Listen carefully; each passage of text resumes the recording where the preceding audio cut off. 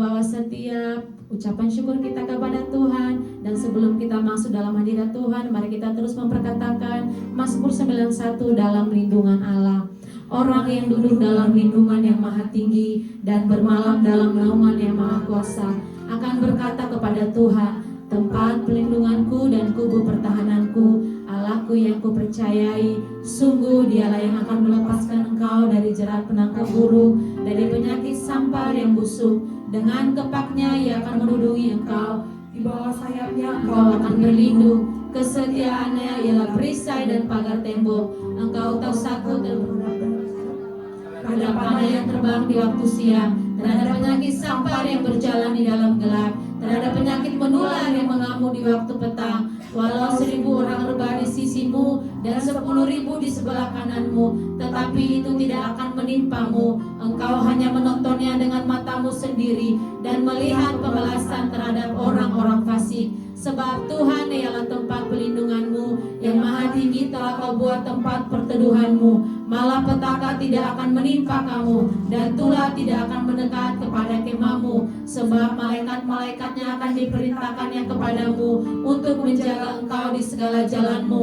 Mereka akan menantang engkau di atas tangannya, supaya kakimu jangan terantuk kepada batu. Singa dan ular kedung akan kau langkahi, engkau akan menginjak anak singa dan ular naga. Sungguh hatinya melekat kepadaku, maka aku akan meluputkannya, aku akan membentenginya, sebab ia mengenal namaku. Bila ia berseru kepadaku, aku akan menjawab, aku akan menyertai dia dalam kesesakan, aku akan meluputkannya dan memuliakannya. Dengan panjang umur akan kukenyangkan dia, dan akan kuperlihatkan kepadanya keselamatan daripadaku. Terima kasih Bapakku yang baik, terima kasih. Kami mengucap syukur buat segala kebaikan Tuhan, kemurahan Tuhan dalam kehidupan kami. Kalau boleh kami ada sampai saat ini semua karena anugerah-Mu dalam kehidupan kami. Pada pagi siang hari ini Tuhan, kami datang dengan segenap kerinduan hati membawa ucapan syukur kami, membawa pujian penyembahan kami di hadapan-Mu Tuhan. Bela nama-Mu yang diagungkan, nama-Mu yang dipermuliakan. Datanglah kerajaan-Mu, jadilah kehendak-Mu di tempat ini. Hadirat-Mu memenuhi setiap kami, mujizat urapan mengalir atas ibadah kami pada siang hari ini Tuhan. Kami mau menyembah Tuhan di dalam nama Tuhan Yesus. Haleluya, amin. Silakan duduk teman Tuhan, tetap dalam hadirat Tuhan.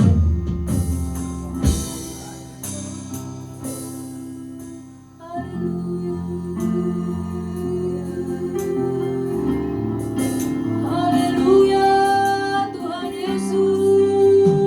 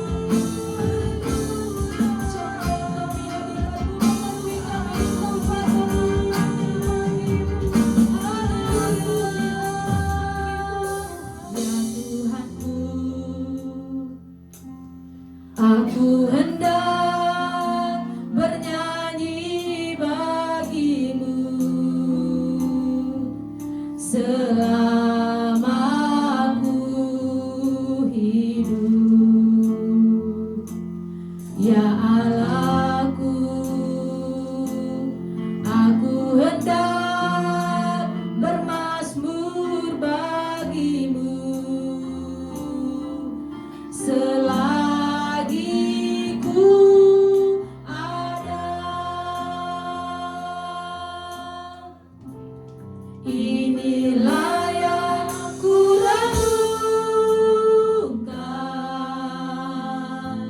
setiap waktu.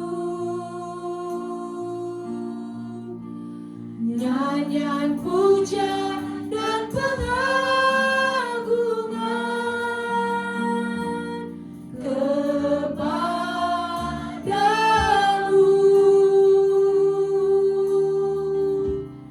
Biarlah manis kau dengar Tuhan, manis kau dengar Tuhan,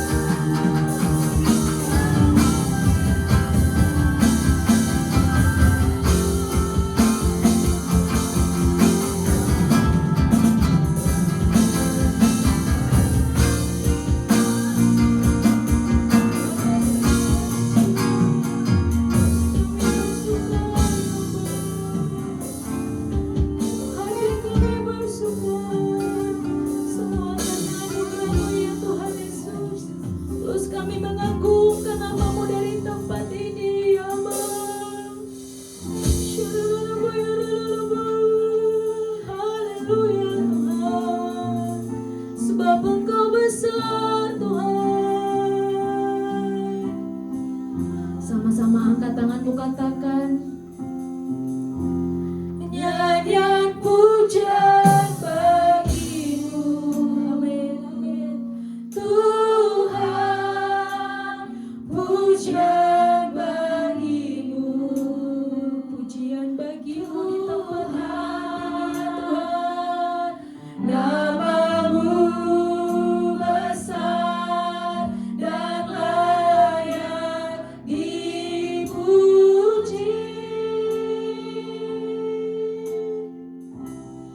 Nyanyian pujian bagimu,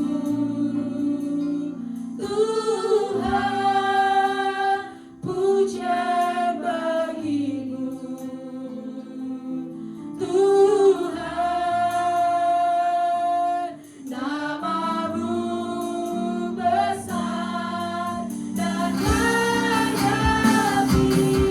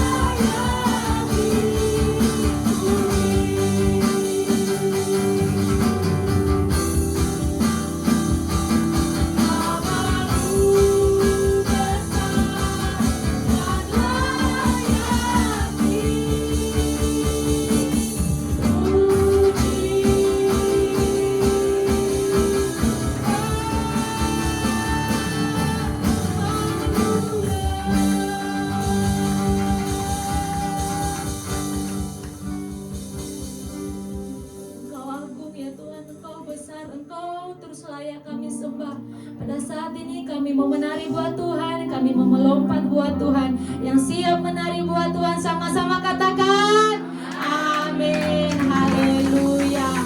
Walaupun cuaca di luar sana tidak baik, tapi kita percaya Tuhan kita tetap baik. Amin. Semua mendatangkan kebaikan atas hidup kita. Mau memuji Tuhan, amin. Haleluya. Berikan tepuk tangan yang terbaik buat Tuhan kita.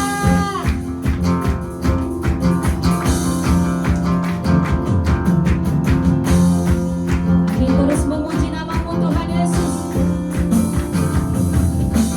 Mari kita semua umat pilihan Allah, dengarlah panggilannya untuk menggenapi firman-Nya. Sekaranglah waktunya untuk berdiri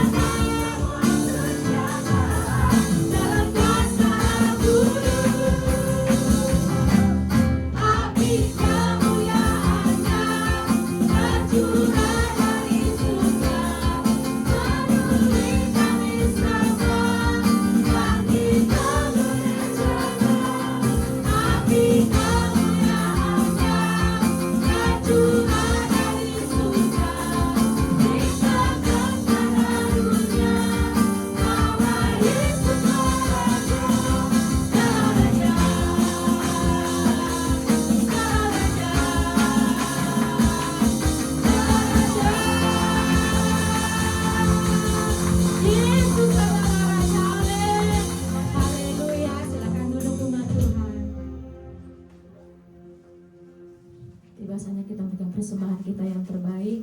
Dan sebelumnya mari kita berdoa. Terima kasih Bapakku yang baik, terima kasih Engkau Tuhan Raja kami yang dahsyat dan luar biasa. Pada saat ini Tuhan kami memberikan persembahan kami yang terbaik. Berkati setiap persembahan kami, berkati pekerjaan tangan kami, berkati usaha kami, berkati keluarga kami. Apapun yang kami kerjakan, kami percaya Engkau Tuhan yang buatnya berhasil dan beruntung. Pada saat ini juga Tuhan berkati hamba-Mu, berkati kami semua yang menerima firman-Mu, berkati kami Tuhan. Setiap apapun benih firman yang disampaikan itu boleh menjadi kekuatan kami, menjadi rema dalam kehidupan kami, untuk kami melewatinya bersama-sama dengan Tuhan.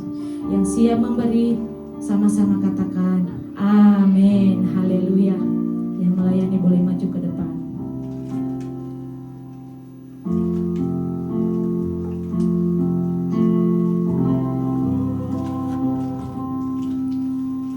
Kau telah memilihku sebelum dunia dibentuk. Betapa aku bersyukur padamu ya Tuhan aku. Kau telah memanggilku sebagai alat kerja-Mu. Betapa aku bersyukur padamu atas perbuatan. Sama-sama katakan, jadikan aku bait suci-Mu yang kudus dan yang tiada bercela. Jadikan aku mesbah-Mu bagi keselamatan bangsa-Mu. Jadikan aku baik. Sama-sama kita berdiri Bapak Ibu Saudara. Aku tiada bercela. Jadikan aku mesbah-Mu bagi keselamatan bangsa-Mu. Jadikan aku bait suci-Mu yang kudus dan yang tiada bercela.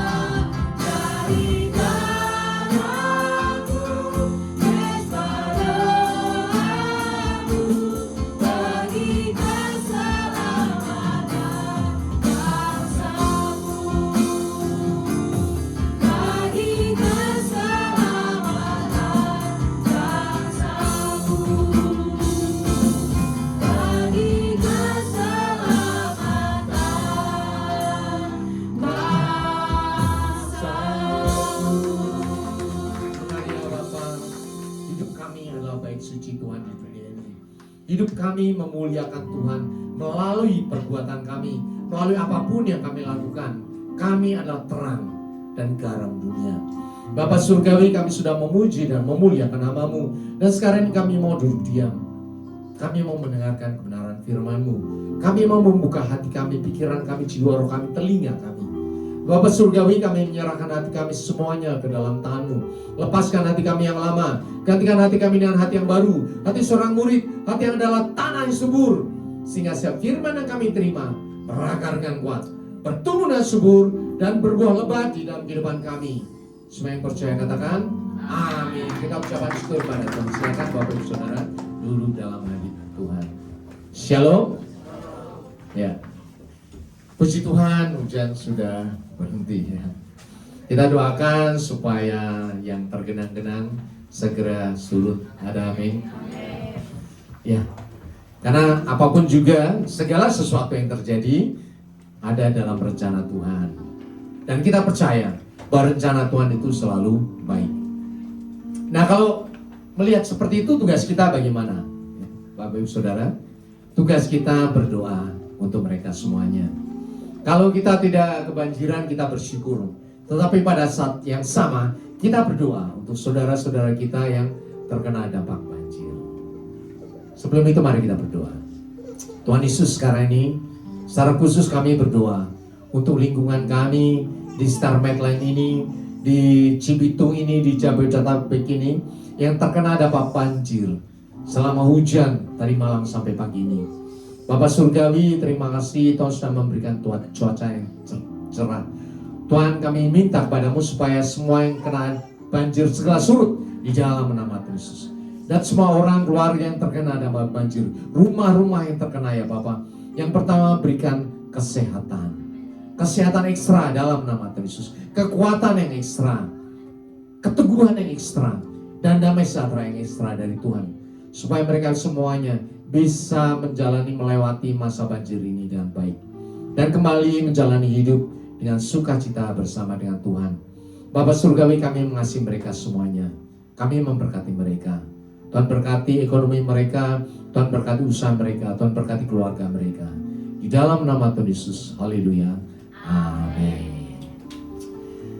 Kali ini kita akan membahas firman Tuhan dengan tema adalah God's People, umat kepunyaan Allah. Umat kepunyaan Allah, firman Tuhan, kita akan melihat dari Daniel. Daniel itu hidup pada masa Raja Yoyakim, ya. Raja yang sebelum terakhir Zedekia, ya. Ketika raja itu dikepung oleh Nebukadnezar, kemudian dia dibuang ke Babel semuanya. Termasuk orang-orang yang pandai, orang-orang yang berhikmat, semuanya dibawa ke Babel. Hampir 10.000 orang dibawa ke sana. Dan kemudian ketika mereka ada di Babel, raja mengumpulkan orang-orang yang pintar, anak-anak muda. Kemudian mereka akan diajari dengan pengajaran pengetahuan apa yang ada di Babel. Ada satu hal yang menarik dari Daniel ini. Daniel itu berempat. Daniel, Sadrak, Mesak, Abednego. Kita tahu ceritanya. Ketika mereka dikumpulkan, kemudian mereka diberi makanan hidangan raja. Dikatakan dengan jelas dalam Daniel 1 ayat 8, Daniel berketetapan untuk tidak menajiskan dirinya dengan santapan raja dan dengan anggur yang biasa diminum raja. Dimintanyalah kepada pemimpin pegawai istana itu supaya ia tidak usah menajiskan dirinya. Kita tahu Daniel itu bangsawan, ya, bangsawan, dididik dalam aturan Yahudi yang sangat ketat. Salah satu aturan Yahudi adalah makanan kosher. Kosher itu makanan halal. Ya, kalau Bapak Ibu ke Israel, ya, ada restoran-restoran Israel. Di sana makanannya halal. Nggak boleh ada B2, nggak boleh ada alkohol. Jadi dua hal ini nggak boleh. Ya.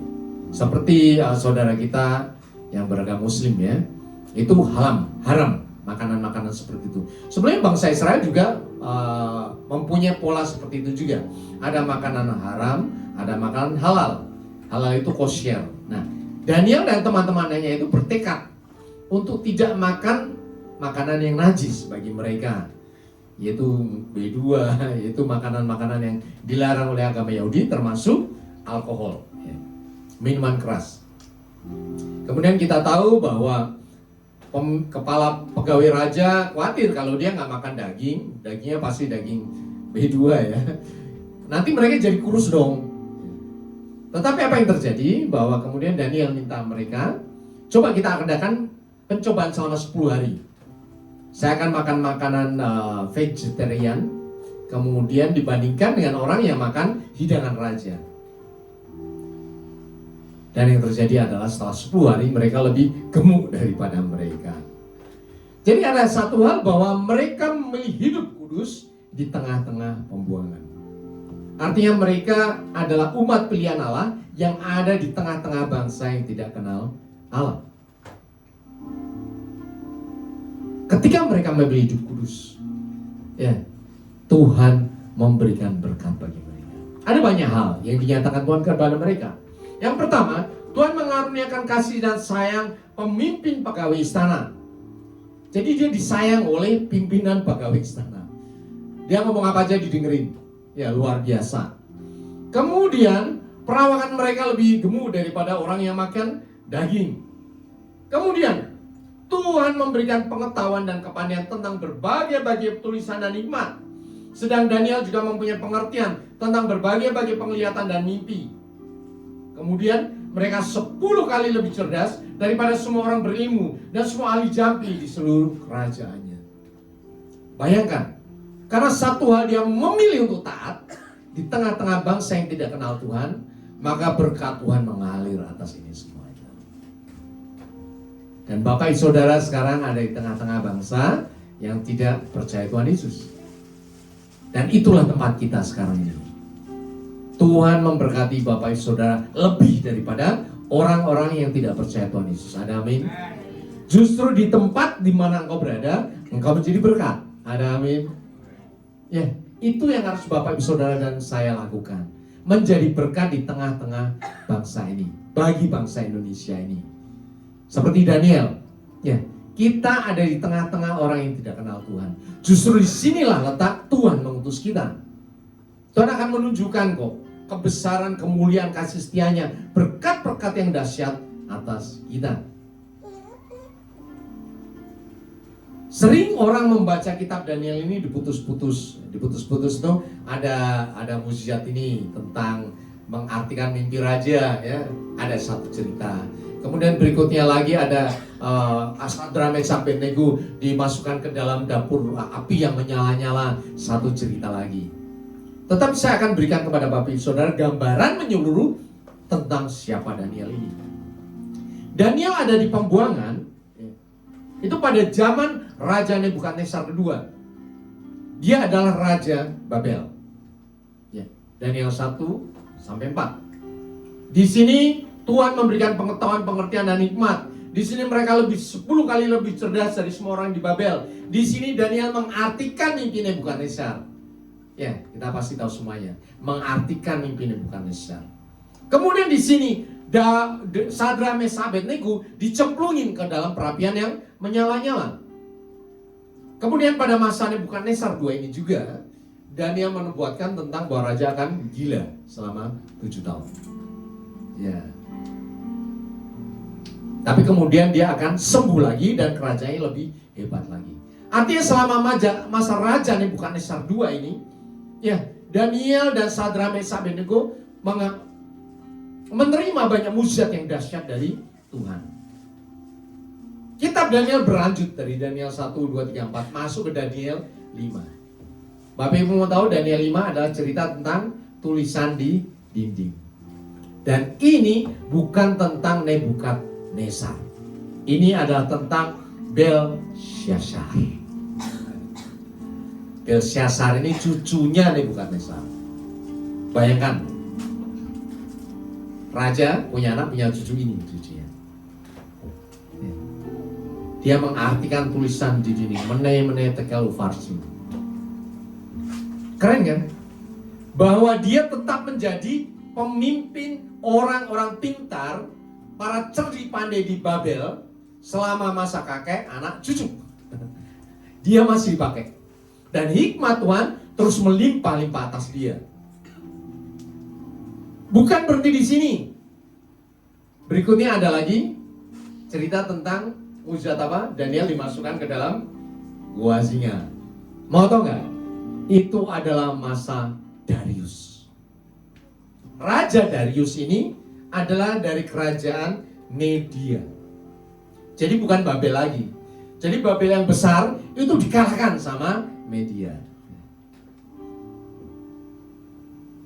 Ya, kerajaan Babel yang besar dikalahkan oleh kerajaan Media. Artinya ketika raja berganti, harusnya semuanya dihabisin, dibunuh semuanya. Semua catatan dihabiskan, dibakar habis. Raja baru akan membuat sejarah baru, menyatakan bahwa aku dewa. Itu zaman dahulu selalu seperti itu. Tetapi luar biasanya, Daniel ini masih menjadi pemimpin. Pemimpin penasihat raja. Bahkan karena dijelasin setengah mati. Artinya dibikinlah suatu cara supaya Daniel dihukum mati. Dijeblosin ke gua singa. Jadi ini bukan pada masa pemerintahan Babel, Bapak Ibu Saudara. Ini pada masa pemerintahan Media. Keren ya? Dan bukan hanya sampai di sini saja. Daniel masih hidup sampai pada masa Kores, yaitu Raja Persia. Yang pertama, yang mengalahkan Raja Media. Bisa dibayangkan Daniel hidupnya seberapa lama? Daniel hidup sampai 70 tahun. Tepat pada masa Kores memerintahkan bait suci harus dibangun kembali. Bagaimana Kores bisa tahu barang-barang di bait suci apa, orang-orangnya apa, siapa harus dibawa pulang? Itu karena pemimpin, orang bijaksananya adalah tetap Daniel. Kenapa? Pada masa itu, kalau orang menjadi raja, semuanya dihancurkan semuanya. Apalagi kerajaan yang berbeda, bangsa yang berbeda. Dia akan bikin sejarah yang baru, catatan-catatan semuanya dihancurkan, dibakar habis. Dan dia bikin, ini adalah tahun pertama pemerintahku. Ya. Dan apa yang terjadi ketika masa Kores? Daniel ngomong sama Kores, ini sudah 70 tahun. Engkau harus mengembalikan bangsa Israel untuk membangun bait suci. Maka di dalam Esra dikatakan, pada tahun pertama zaman Kores, raja negeri Persia, Tuhan menggerakkan hati Kores, raja Persia. Bukan hanya menggerakkan, tapi ada yang menggerakkan, ada yang menyuruh. Yaitu siapa? Daniel. Esra 1 ayat 2b. Ia menugaskan aku, Esra, untuk mendirikan rumah baginya di Yerusalem yang terletak di Yehuda. Kalau Bapak Ibu Saudara melihat urutan ini, kita lihat betapa dahsyatnya anak Tuhan yang punya komitmen. Ada amin. Anak Tuhan yang dipilih Tuhan untuk hidup di tengah-tengah bangsa yang tidak kenal Tuhan. Sekalipun bangsa berganti, pimpinan berganti, anak Tuhan tetap menjadi kepala. Ada amin. Tapi ada satu hal, bahwa kita harus menjaga komitmen kita di hadapan Tuhan. So, Daniel ini adalah covenant keeper, ya, penjaga perjanjian Tuhan. Di mana? Di daerah Babel sana. Babel, Media, Persia. Udah nggak Babel lagi. Terakhir adalah Raja Persia. Babel udah hilang, udah lenyap. Diganti kerajaan Persia. Dan di atasnya tetap siapa? Daniel. Daniel ngomong sama raja, rajanya ikut. Rajanya nurut, bayangin itu. Rajanya nurut. Perkataan orang yang berhikmat. Ini adalah orang yang dipilih Tuhan, the chosen one, bangsa terpilih, umat kepunyaan Allah sendiri. Firman Tuhan berkata, kamulah bangsa yang terpilih, imamat yang rajani, bangsa yang kudus, umat kepunyaan Allah sendiri. Kamu itu siapa? Bapak Ibu Saudara dan saya. Ada amin. Bersukacitalah. Kita bukan manusia biasa, kita adalah umat pilihan Allah. Sama seperti Daniel. Ya. Umat pilihan itu banyak atau sedikit? Sedikit dong. Orang terpilih itu banyak atau sedikit? Pimpinan itu banyak atau sedikit? Masih sedikit. Alkitab berkata engkau terus naik dan bukan turun menjadi kepala dan bukan ekor. Artinya bahwa engkau lebih sedikit, lebih hebat daripada kebanyakan orang. Terutama yang tidak kenal Tuhan. Ya, di Indonesia, di tempatmu berada, di tempatmu bekerja, di tempatmu sekolah, engkau adalah minoritas. Bersyukurlah, karena engkau adalah kepala dan bukan ekor. Tuhan meninggikan engkau, ya, Tuhan membuat engkau bercahaya atas kegelapan. Supaya apa? Supaya kamu memberitakan perbuatan-perbuatan yang besar dari Dia, dan yang telah memanggil kamu keluar dari kegelapannya yang terang, dari kegelapan kepada terangnya yang ajaib. Itulah tugas kita. Kita sudah dipanggil dari neraka dibawa ke surga. Karena kita percaya Yesus adalah Tuhan dan Juru Selamat. Pada saat itu kita bercahaya dan kita diminta Tuhan memberitakan perbuatan Tuhan atas diri kita. Makanya ada guru. Di dalam kul kita belajar untuk menyampaikan kesaksian kehidupan kita bersama dengan Tuhan. Ya. Kalau kita terbiasa ngomong bahwa Tuhan memberkati saya, Tuhan menjaga saya, Tuhan menolong saya, nanti Bapak Ibu Saudara kemana-mana itu mulut tidak bisa berhenti. Ketika melihat orang letih, lesu, beban berat, langsung empati itu muncul. Roh itu menggerakkan kita untuk, ayo saya doakan. Ya. Memberikan kekuatan, kenapa sih kamu kok sedih? Ya. Itu tadi tentang Daniel. Bayangkan Yusuf, ya kan? Yusuf itu ketika menerima penglihatan, berikutnya apa yang terjadi? Dia dijual oleh saudara-saudaranya. Ngenes ya, setengah mati, sedih. Tapi Yusuf terus berjalan bersama dengan Tuhan. Dia tidak meratapi nasibnya yang buruk, tetapi dia tahu bahwa semuanya itu akan dipakai Tuhan untuk membuat dia lebih baik lagi. Dan sampai akhirnya tempat yang paling bawah, yaitu di penjara bawah tanah. Penjara bawah tanah. Itu tempat yang paling serem itu, zaman dahulu kala, ya. Tetapi apa yang terjadi? Yusuf itu masih bisa bersimpati empati terhadap tahanan loh. Heran loh. Namanya orang yang ditanya apa pasti mukanya seperti itu, sedih, muram garang ya, pengen bunuh diri itu di tahanan zaman dahulu. Tetapi Yusuf bisa ngomong, kenapa mukamu muram? Ada masalah apa dengan engkau? Dan yang ditanya adalah juri minuman raja dan juri roti raja.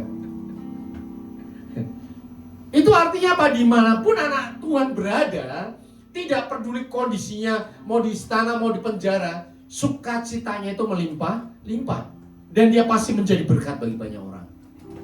Kalau Yusuf kehilangan cahaya kemuliaan Tuhan, kehilangan empati, simpati, kasihnya kepada dua orang ini, dia nggak bakalan jadi raja muda di Mesir. Cuek aja, udah memang orang tahanan ya kayak gitu. Kebetulan dia diangkat menjadi kepala tahanan. Ya biarin aja memang orang tahanan kayak gitu. Tetapi ternyata tidak. Di dalam tahanan pun Yusuf memperhatikan orang-orang lain. Jadi tidak melihat kondisinya. Apapun yang Bapak Ibu lakukan. Bapak Ibu sedang ada di tempat yang tinggi, Bapak Ibu berjalan di lembah kekelaman, tetapi cahaya kemuliaanmu di dalam Tuhan tidak bisa ditutupi. Ada amin. Tidak bisa ditahan. Kau dimanapun menjadi berkat. Bahkan mungkin di tengah musibah sekalipun, engkau tetap bisa menjadi berkat. Ada amin. Karena kita adalah bangsa yang terpilih, imamat yang rajani, bangsa yang kudus. Dan kita menjadi umat kepunyaan Allah sendiri.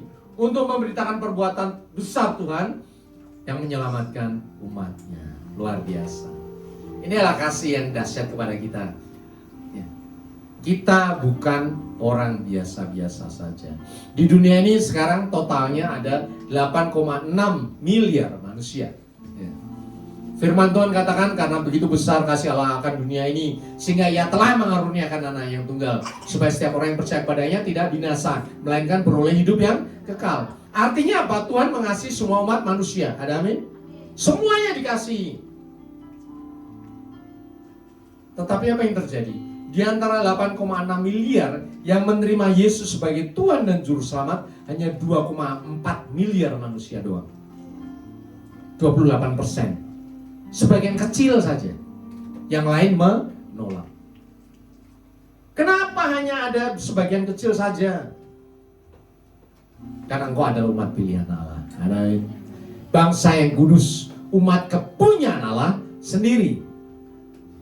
Kalau bapak ibu-ibu beli jeruk di pasar ya, beli mangga, mungkin beda dengan bapak-bapak kali ya. Kalau bapak-bapak beli 1 kilo timbang selesai bayar.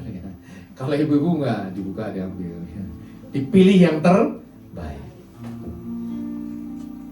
Engkau juga orang yang terpilih. Ada amin. Bangsa yang kudus, umat pilihan Allah. Allah sendiri yang memilih engkau sebelum engkau dilahirkan. Jadi Tuhan tahu sebetulnya. Ya. Ini bukan karena predestinasi nasib mati sudah ditentukan, tidak. Tetapi hidup yang dipilih oleh manusia itu yang ditangkap oleh Tuhan. Hati yang murni dalam dirimu itu yang dipilih oleh Tuhan. Tuhan tidak memilih orang lain. Tuhan memilih engkau secara khusus menjadi umat kepunyaan Allah. Firman Tuhan berkata, ya, kamu adalah terang dunia. Kota yang terletak di atas gunung tidak mungkin tersembunyi. Lagi pula, orang tidak menyalakan pelita lalu meletakkannya di bawah gantang, melainkan di atas kaki dian, sehingga menerangi semua orang di dalam rumah itu. Demikian hendaknya terangmu bercahaya di depan orang, supaya mereka melihat perbuatanmu yang baik dan memuliakan Bapamu yang di surga. Bapak kita siapa? Allah Bapa yang di surga. Kita siapa? Anaknya. Kalau anak berarti serupa dengan bapaknya dong. Kalau bapaknya adalah terang yang ada di surga, anaknya juga menjadi terang di dunia. Maka Tuhan katakan, kau adalah terang dunia. Kita sudah belajar ya, berkali-kali dalam ibadah saya sampaikan, dunia sudah kehilangan kemuliaan Tuhan ketika Adam dan Hawa jatuh dalam dosa. Bukan hanya manusia saja yang dikutuk, tetapi bumi juga dikutuk. Ya. Nah, pada saat itu semuanya menjadi gelap dalam tawanan maut. Puji Tuhan ada Tuhan Yesus. Puji Tuhan ada darahnya yang menyucikan kita. Sehingga ketika kita mengaku Yesus adalah Tuhan dan Juru Selamat, kuasa Tuhan turun atas kita melalui Roh Kudus, dan kita kembali penuh dengan cahaya kemuliaan Tuhan. Ada amin. Dan pada saat itu, ketika engkau penuh dengan cahaya kemuliaan Tuhan, pengutusan itu terjadi. Pergilah kemana? Ke tempat gelap. Dimanapun kau berada, kegelapan Tuhan jadikan terang. Ada amin. Di rumahmu, di tempat di mana kau tinggal, ketika kau berada, ya, kasih Tuhan menjamah semua orang. Tadinya di gang orang berantem, ya, gosip sana sini, ketika kau datang, kau doakan, semuanya jadi penuh dengan kasih. Itu adalah bagian dari anak Tuhan. Pengutusan anak Tuhan ke ujung dunia. Di mana di situ, di mana kau berada. Ketika kau bekerja dengan baik. Sekalipun lingkunganmu tidak baik menekan, kau terus bekerja dengan baik. Pada saat itu Tuhan meninggikan kau. Banyak kali saya mentoring anak-anak Tuhan yang bekerja, mengeluh tentang kantornya yang sumpek, kantornya yang sikut-sikutan, kantornya yang tidak punya penghargaan terhadap karyawannya. Maunya keluar aja, saya mau keluar aja Pak Pendeta. Ya jangan gitu ya. Kalau mau keluar sudah punya tempat gak apa-apa, tapi kalau belum, ubahlah kantormu melalui doa-doamu. Akhirnya mulai dia berdoa. Akhirnya mulai dia memberkati semua orang yang ada di sekitarnya, terutama pimpinannya didoakan diberkati. Aku memberkati dalam nama Tuhan Yesus menjadi pimpinan yang baik. Aku memberkati semua teman-temanku menjadi teman yang baik, bekerja dengan baik. Diucapkan terus. Gak sampai sebulan, suasana kantor berubah. Ya, siapa yang bisa mengubahkan? Bukan dia. Yang mengubah adalah Tuhan. Melalui siapa? Melalui doa anak-anak Tuhan. Jadi tolong pahami, kita tidak bisa mengubah kepala orang, tetapi Tuhan bisa. Suami istri kalau nggak nyambung, dua-duanya berdoa bareng. Nanti Tuhan saling mengubahkan suaminya, Tuhan mengubahkan istrinya. Karena kalau menurut teori psikologi, dua-duanya harus ngomong, harus terbuka. Nggak mungkin, orang makin tua itu makin tertutup, makin kokoh. Ya. Tetapi kalau dua-duanya makin tua, makin sujud di hadapan Tuhan, dua-duanya makin diubahkan oleh Tuhan. Anggur makin manis di rumah tangga itu, ada amin. Jadi saya percaya, semua orang yang datang ke rumah Tuhan, dengan anak, dengan cucu, makin lama hidupnya makin manis, makin penuh dengan sukacita, makin penuh dengan kasih. Semua orang makin pengen datang ke rumah itu, ya, untuk merasakan damai sejahtera dari Tuhan, ada amin. Saya percaya Bapak Ibu Saudara bisa merasakan kok. Begitu masuk ke dalam rumah, ada rumah itu yang sumpek banget, walaupun rumahnya bagus ya. Aduh, rumah kok seperti ini ya. Tapi ada rumah yang sederhana, ketika kita masuk ada sukacita, damai, pengennya nongkrong mulu nggak mau pulang. Ya. Itu bukan karena bentuk rumah atau apanya, tetapi karena ada apa? Kasih Tuhan di tempat itu. Ketika ada kasih, semua orang pengen datang, pengen merasakan kasih Tuhan di dalam hidupnya. Itu bagian Bapak Ibu Saudara dan saya. Sehingga kita adalah terang dunia. Tidak mungkin tersembunyi, tidak mungkin ditutupin. Engkau menerangi semua orang. Karena di hadapanmu orang dalam kegelapan dosa. Bukan berarti mukanya gelap ya. Tetapi masalahnya muter-muter di kepalanya. Tetapi engkau datang, cahaya kemuliaan Tuhan menyinari mereka. Hikmatnya muncul dari surga. Sehingga tadinya buntu bisa terang sendiri, bisa menyelesaikan masalah dengan baik. Kalau orang bersuka cita, maka segala sesuatunya bisa diselesaikan. Itu bagian Bapak Ibu Saudara dan saya. Sehingga ketika kita ada dimanapun, orang bisa melihat perbuatan kita yang baik. Dan kemudian apa? Memuliakan Bapa kita di surga. Jadi sebetulnya nggak begitu susah kok. Orang nggak perlu jadi penginjil, pergi ke Afrika, pergi ke Myanmar, kemana, nggak usah. Diamlah di tempatmu, di rumahmu, di pekerjaanmu, di sekolahmu. Lakukan perbuatan baik dari Tuhan. Maka Tuhan akan memakai kau secara luar biasa. Karena disitulah ujung duniamu. Tuhan menempatkan kau di sini, di Cibitung, di Medland Cibitung ini untuk menjadi terang bagi tempat ini. Ada amin? Ya. Saya percaya nggak ada penduduk asli di sini. Semuanya berasal dari banyak tempat, kemudian tinggal di perumahan baru ini. Di sinilah kita dipertemukan oleh Tuhan. Di sinilah kita bercahaya bagi tempat ini. Ada amin? Ya. Ketika kita menjadi umat pilihan Tuhan, maka kita menerima pengutusan. Kita diutus oleh Tuhan. Ada yang menarik. Tuhan Yesus sendiri berkata, sama seperti engkau telah mengutus aku ke dalam dunia, demikian pula aku telah mengutus mereka ke dalam dunia. Ini yang ngomong siapa? Tuhan Yesus. Tuhan Yesus diutus Bapa ke dunia. Kemudian Tuhan Yesus punya murid-murid, yaitu para muridnya. Dan berikutnya sekarang ini Bapak Ibu Saudara dan saya. Dan Tuhan Yesus berkata, aku mengutus mereka ke dalam dunia. Dan cilakanya, yang diutus itu bukan jagoan, bukan pahlawan perang. Kalau Tuhan Yesus adalah gembala, yang diutus siapa? Domba-dombanya. Dan berkata, pergilah, sesungguhnya aku mengutus kamu seperti anak domba ke tengah-tengah serigala. Gak masuk akal. Ya. Ini tinggal dicaplokin aja dan mati.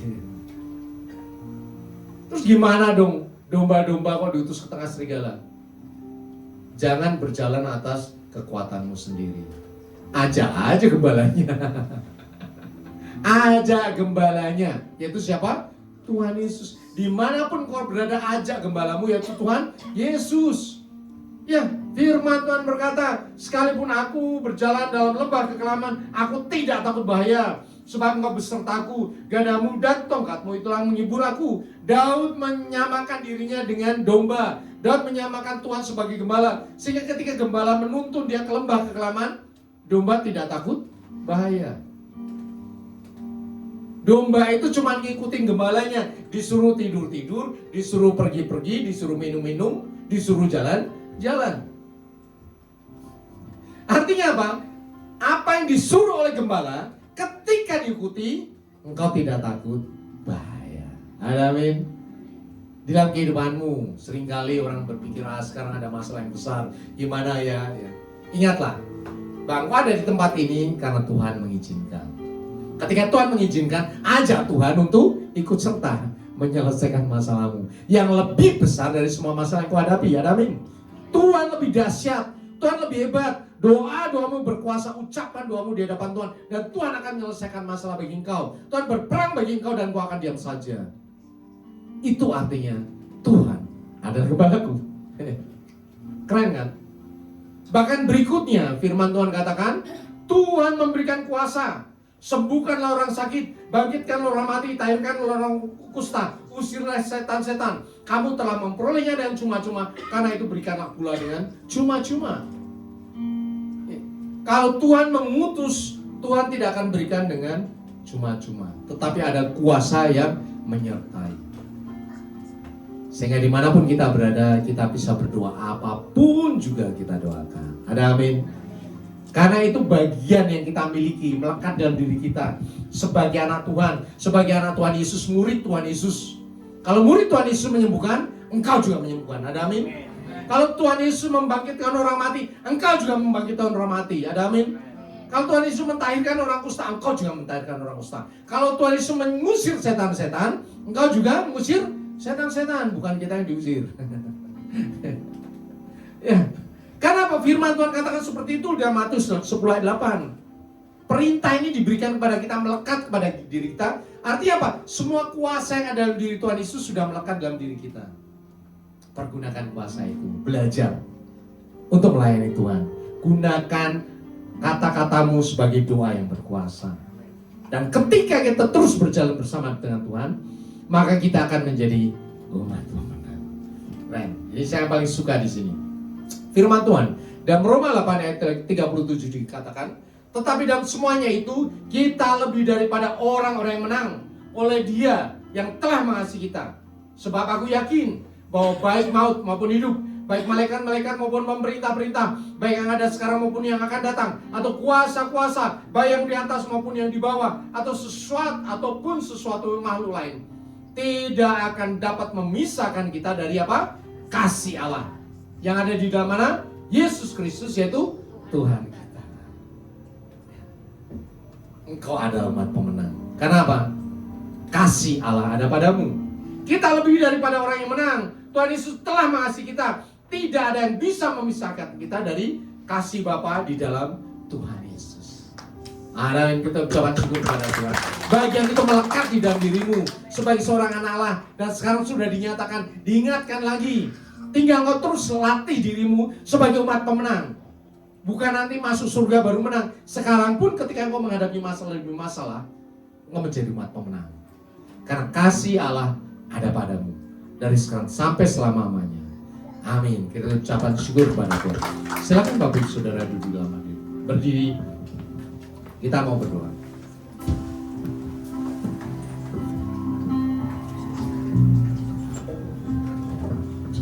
Jadikan aku bait suci-Mu yang kudus dan yang tiada bercela.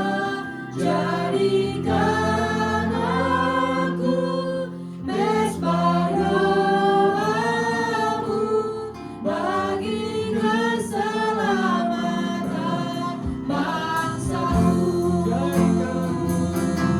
Jadikan aku bait suci-Mu yang kudus dan yang tiada bercela. Jadikan aku mezbah doa-Mu bagi keselamatan bangsa-Mu. Bagi keselamatan bangsa-Mu. Bagi keselamatan bangsa-Ku. Benar ya Tuhan, kami umat pilihan Allah, umat kepunyaan Allah sendiri.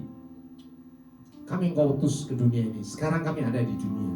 Kami menjadi mezbah doa bagi keluarga kami, bagi lingkungan kami, bagi bangsa dan negara kami, bahkan bagi seluruh dunia.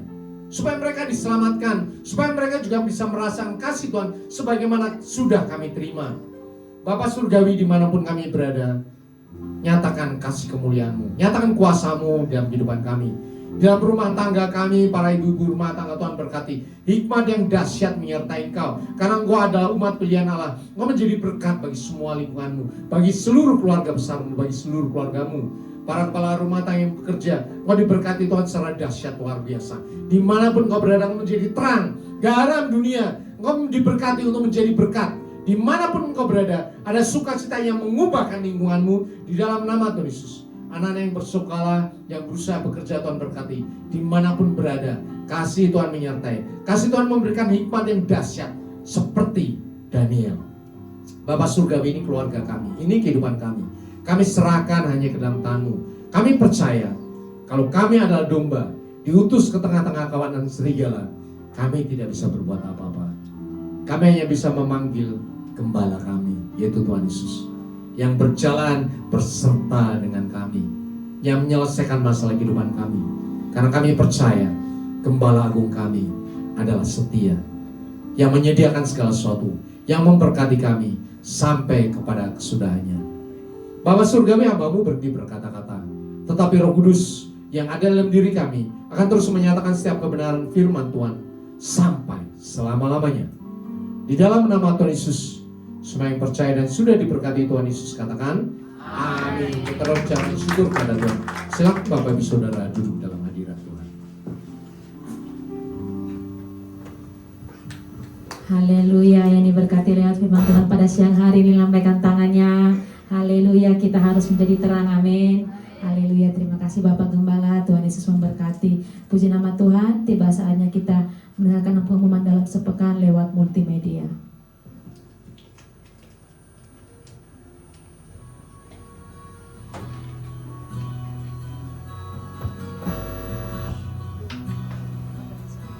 Shalom jemaat Tuhan.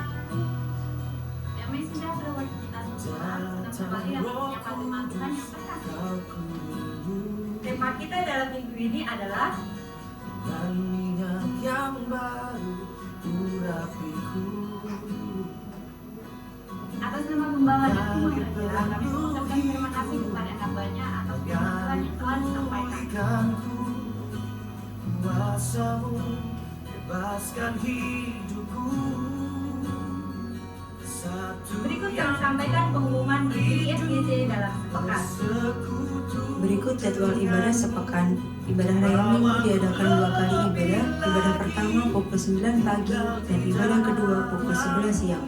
Setiap ibadah disertai dengan ibadah sekolah minggu. Untuk ibadah WBI bulan ini akan diadakan di minggu keempat pada hari Sabtu 24 Januari 2026 dan akan dilakukan tukar kado. Ibadah full untuk sementara diliburkan. Menara doa setiap hari Senin sampai Sabtu di tempat ini dan terbuka bagi semua jemaat Tuhan. Kami menyambut jemaat Tuhan yang pertama kali bergabung di tempat ini dan kami mengundang untuk hadir dalam ibadah di minggu selanjutnya. Bagi yang menabur untuk persembahan dan persepuluhan, Bapak Ibu bisa mengirimkan lewat e-wallet atau e-banking ke rekening gereja dengan nomor 5222443661 atas nama GBFGC. Kemudian pengumuman dalam sepekan. Tuhan Yesus memberkati. Puji nama Tuhan, mari kita sama-sama bangkit berdiri, kita mengakhiri ibadah kita. Terpujilah Tuhan Yesus, ditinggikan di atas pujian, dari dalam lubuk hatiku, ku sujud atas terima kasih.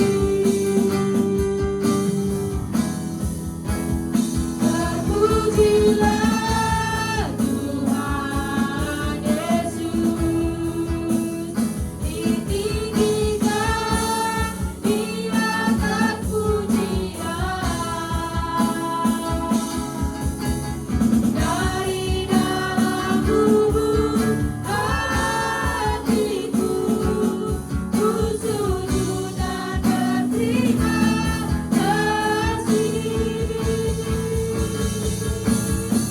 Dari dalam lubuk hatiku, ku sujud dan berterima kasih. Dari dalam lubuk hatiku, ku sujud dan berterima kasih. Mari kita bersatu dalam doa. Terpuji Engkau ya Allah kami yang Maha Kuasa. Terima kasih ya Tuhan, Engkau mengizinkan kami ya Tuhan di tempat ini ya Tuhan, kami menikmati dan merasakan hadirat-Mu ya Bapa. Terima kasih ya Tuhan untuk firman yang boleh kami pelajari ya Tuhan, yang boleh kami dengar ya Tuhan. Dan kiranya firman ini menjadi daging dalam kehidupan kami ya Tuhan, menjadi penuntun dalam hidup kami ya Tuhan, sehingga kami ya Tuhan menjadi terang dan juga garam ya Tuhan dimanapun kami berada ya Tuhan. Ya Bapa, terima kasih ya Tuhan untuk hamba-Mu ya Tuhan, Bapak Gembala kami Tuhan yang sudah menyampaikan isi hati-Mu ya Tuhan, dan yang Kau memberkati beliau ya Tuhan, memberikan hikmat marifat lebih lagi ya Tuhan pada beliau dalam menaburkan firman-Mu dimanapun Engkau mengutusnya ya Bapak. Terima kasih ya Tuhan untuk Ibu Dwi ya Tuhan, dan juga anak-anaknya yang selalu senantiasa ya Tuhan mendukung dalam pelayanan ini ya Tuhan. Terima kasih ya Bapak, berkati keluarga ini ya Tuhan, berkati ya Tuhan lebih lagi Engkau pakai ya Tuhan untuk menangkan jiwa-jiwa lebih lagi ya Bapak. Terima kasih ya Tuhan, kami berdoa untuk Bapak pembina kami ya Tuhan, gembala kami, pembina kami ya Tuhan, Bapak Niko dan juga keluarga dan juga semua staf gembalaan ya Tuhan. Engkau berkati, Engkau pakai lebih lagi ya Tuhan untuk memenangkan jiwa-jiwa ya Tuhan di bangsa ini ya Bapak. Begitu juga dengan Bapak Gembala Rayon kami ya Tuhan, Pak Andi Markus dan juga Ibu Tanti dan juga semua staf pengembalaannya dan keluarganya, anak-anaknya. Engkau berkati ya Tuhan dalam pelayanan mereka, keluarganya, usahanya ya Tuhan, semuanya ya Tuhan, memberkati dan memenangkan banyak jiwa-jiwa ya Bapak. Terima kasih ya Tuhan untuk anak-anak-Mu yang melayani ya Tuhan di siang hari ini ya Tuhan. Kiranya Engkau memberkati ya Tuhan seluruh hidupnya ya Tuhan. Engkau memberkati WL, pemain musik, kolektan ya Tuhan, dan juga guru sekolah minggu ya Tuhan, penjaga keamanan dan juga pendoa syafaat dan juga semua yang terlibat dalam pelayanan ini ya Tuhan. Kau memberkati dan memakai lebih lagi ya Tuhan. Kau memberikan sukacita dalam hidupnya ya Bapak. Terima kasih ya Tuhan. Kau memberkati jemaat-jemaat-Mu yang datang hari ini ya Tuhan. Kiranya Kau memberikan ya Tuhan berkat-Mu lebih lagi itu dalam hidupnya ya Tuhan. Berkati suami-suami dan juga istri ya Tuhan. Berkati anak-anaknya ya Tuhan. Engkau memberkati seluruh kehidupan dan keluarganya ya Tuhan. Memberkati usahanya ya Tuhan, dimanapun mereka berusaha ya Tuhan. Engkau memberkati lebih lagi ya Bapak. Ya Bapak, Engkau berkati bangsa dan negara kami ya Tuhan. Kiranya Engkau berkati pemerintah kami ya Tuhan, mulai dari Presiden, Wakil Presiden, Menteri-Menteri dan juga semua jajaran pemerintahan sampai yang terendah ya Tuhan. Kau memakai anak-anak-Mu ya Tuhan yang ada di dalam pemerintahan ya Tuhan untuk menjadi kemuliaan bagi-Mu ya Bapak. Kau berkati semua program-program bangsa ini ya Tuhan. Kau berkati semuanya ya Tuhan untuk kebaikan bangsa ini ya Tuhan. Terima kasih ya Bapak. Saat lagi juga kami akan pulang ya Tuhan. Engkau memberkati kehidupan kami ya Tuhan, memberkati keluarga kami ya Tuhan. Dan di sini ya Tuhan kami bisa memberikan persembahan kami ya Tuhan dan memberkati pelayanan di tempat ini ya Tuhan. Kau memberkati ya Tuhan tangan-tangan yang mengelolanya ya Tuhan. Kau memberkati tangan-tangan yang memberikan ya Tuhan. Dan Engkau melimpahkan lagi lebih lagi ya Tuhan berkat-Mu bagi keluarganya ya Tuhan. Kiranya Engkau memberkati kami ya Bapak bersama dengan doa berkat dan juga penyertaan dan juga pengutusan yang dari Bapak Gembala kami. Sempurnakanlah doa kami ini dalam doa Bapa kami. Bapa kami yang di surga, dikuduskanlah nama-Mu. Datanglah kerajaan-Mu, jadilah kehendak-Mu di bumi seperti di surga. Berikanlah kami pada hari ini makanan kami yang secukupnya, dan ampunilah kami kesalahan kami, seperti kami juga mengampuni orang yang bersalah kepada kami. Dan jangan membawa kami dalam cobaan, tapi lepaslah kami dari yang jahat. Karena Engkau kerajaan dan kuasa dan kemuliaan sampai selamanya. Sidang jemaat yang dikasih oleh Tuhan Yesus, Engkau adalah umat pilihan Allah sendiri, bangsa yang kudus, imamat terrajani. Engkau adalah biji mata Tuhan. Roh Allah ada padamu. Kemuliaan Tuhan menyertai engkau. Untuk itu kembalilah ke dalam kenyataan hidupmu sehari-hari. Taatilah firman Tuhan, nyatakanlah kasih Tuhan untuk semua orang. Jadilah garam dan terang dunia dalam nama Tuhan Yesus. Dan untuk itulah engkau menerima berkat Tuhan. Angkat kedua tanganmu dan aminkan setiap perkataan berkat ini. Tuhan memberkati engkau. Tuhan memberkati suami, istri, anak-anak, cucu-cucumu. Tuhan memberkati rumah tanggamu dan finansialmu. Tuhan memberkati sekolah dan studimu. Tuhan memberkati setiap pekerjaan dan usahamu. Apapun yang kau rencanakan, apapun yang kau perbuat, Tuhan membuat semuanya berhasil. Kasih karunia dari Allah Bapa dan damai sejahtera dari Tuhan Yesus, serta persekutuan yang manis dengan Roh Kudus menyertai kehidupanmu dari sekarang sampai Maranatha. Tuhan Yesus datang yang kedua kali, menjemput kita di awan-awan yang permai, bahkan sampai selama-lamanya. Semua yang percaya dan sudah diberkati Tuhan Yesus katakan amin.